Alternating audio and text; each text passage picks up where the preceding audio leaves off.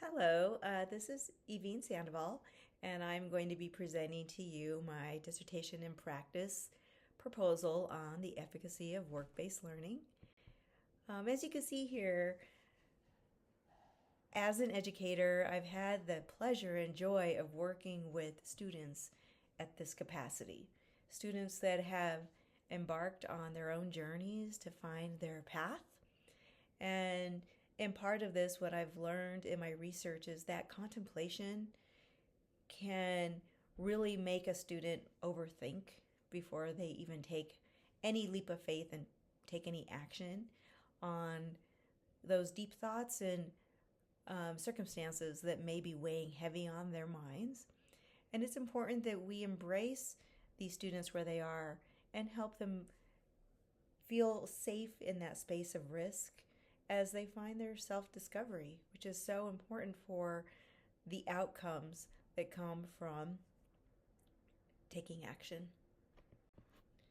So this proposal, it covers several things that are required in the rubric, but what matters most to me in delivering this message is what a joy it is to embrace students that have this place of disadvantage, circumstances that they did not create for themselves, and helping them rise above those and own their own destinies. That's super important. And considering that we are part of this movement of no child left behind, that's not enough. That's too generalized. And this conceptual framework that I used through my own district, Aurora Public School District here in Colorado, is built around these concepts with work-based learning, aligning with career tech education. The goal of creating a positive impact on student engagement to increase our graduation rates. We have a problem in our United States with such a high graduation drop, and we have so many high school dropouts. And if you ask any single high school dropout why, every single one of them actually has an answer why. And a lot of those whys have come back in research as lack of interest. They are not interested in what they are learning, and they would rather work. So we take that concept and that methodology of work-based learning and blend that in with our education environment today. It is my belief through my research that we will find new strategies to bring opportunities for our students. So the framework that is used is that learning about work, learning through work, and learning at work. And that at work piece looks very different than traditional education. For example, a school-based enterprise where there's a store in your school that students can work and learn soft skills and hard skills together, from being a cashier to counting inventory to being a purchaser and customer service. Another is the biomedical program that offers students a chance to get their IV certification or CPR. At the same time, another pathway like the construction pathway, those students get OSHA certifications. So those are ways that we're teaching about the work, through the work, and also helping them get that employment opportunity or an internship or creating the actual opportunity within our school building. The other piece to this, though, my purpose for this dissertation was about efficacy. How do we get buy-in? What do we need to do now to get students to want to come to school after the pandemic, improve attendance, and get them to stay? Get them to stay and finish and cross that stage and get their high school diploma. Is it really just about a piece of paper and saying they finished, or is it about the fact that they finished and they finished strong and ready to move into society, move into a work opportunity, the workforce? Are they ready to go into trade? Are they ready to go to the university? The ultimate goal, correct? But college is not for everybody. But you know what is for everybody? Making a living and self-confidence and the ability to be part of community. Those things are for every single human being. In saying that, That also takes me to my next point in efficacy, that human connection. That human connection is so important for us to be able to say, tell me why. Tell me why you're not interested, or tell me why you want to be a fireman, or why you want to be a chef, or why you want to go to the university and study business law. Tell me why. It's not always going to be what we want to hear, but the fact of the matter is we need to start meeting them where they are. And that's where that efficacy comes from, when students feel like they're accepted, that their idea isn't so crazy. So in saying that, my literature review, I used Aston's theory of involvement. This takes me to my next level of research, where CTSOs, or better known career technology education organizations built off of student clubs and extracurricular activities, allow the students to take their new learning from work-based learning and apply it outside of school, meaning conferences and competitions and TED Talks and field trips and internships, those kinds of things. Doing something with it.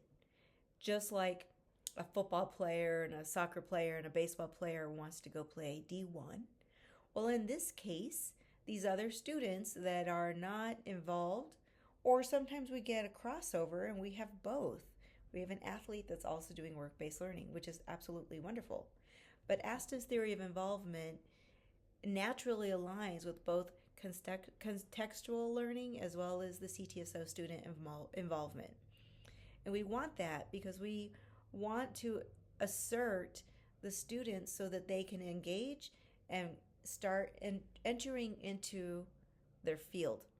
The sooner they enter into their field in these platforms like a conference where they have to wear a suit, or they're wearing scrubs and they have an internship, or they're wearing a hard hat and steel-toe boots, those things help them start accepting their identity as they're choosing it to be, and breaking away from maybe a circumstance they had nothing to do with at home. They have to carry their last name. That's part of their identity. But they don't have to carry with them the rest of their life the burden of situations they had nothing to do with. This is their opportunity through work-based learning to create their own beginning and their own identity. So Aston's theory of involvement was exactly in line with FBLA, Future Business Leaders of America, HOSA, which is the Biomedical Conference and Exterior Involvement Club. We have robotics. I mean, there's just an endless amount of opportunities for our students to get those exposures and opportunities to put it to work. And as you can see, when our students get to finally walk their walk and not just talk their talk, you can see the efficacy right there on their faces. You can see their buy-in. You can see that they are pulling in because they got to tie in their curiosity with their individuality, and then lie back into that their creativity. Creativity is such a gift, just like an imagination is. And unfortunately, we all lose our innocence so early in life in today's society. But as an educator, I think it is vital to continue to encourage that creativity.